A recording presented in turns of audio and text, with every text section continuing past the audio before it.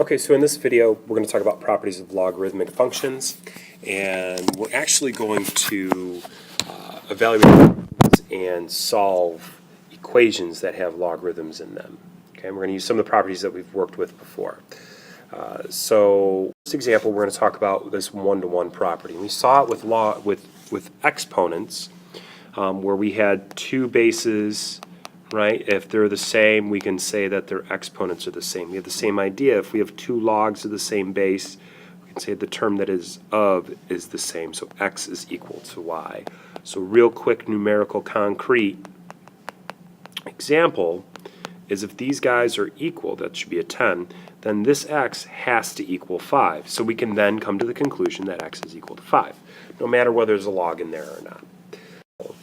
So we have log base 3 is equal to this quadratic, or log base 3 of this quadratic, okay? And then the next one is log base 3 of this 6x plus 1.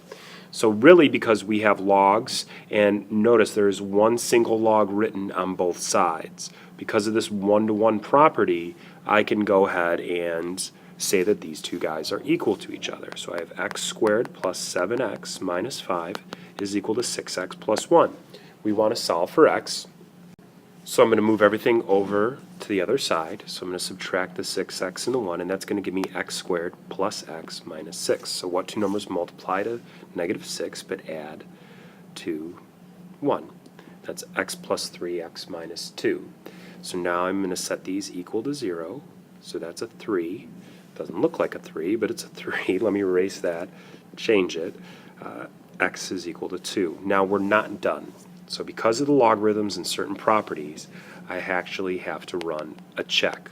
And I'm going to tell you, use the negative to check first. So I'm going to take log base 3, and I'm going to put it in this guy first. Log base 3 of negative 17. Well, what does this equal? Let's think about it. 3 to what power is going to equal a negative number? No such number exists. So 3 is a solution that doesn't work. 2 will work because I'm going to end up with positive values. So when we're solving logarithms, we need to make sure that we check what is in here cannot end up negative. If it does, we throw that solution out. It's invalid. More videos with more examples. So make sure that you watch so we can get comfortable with this idea.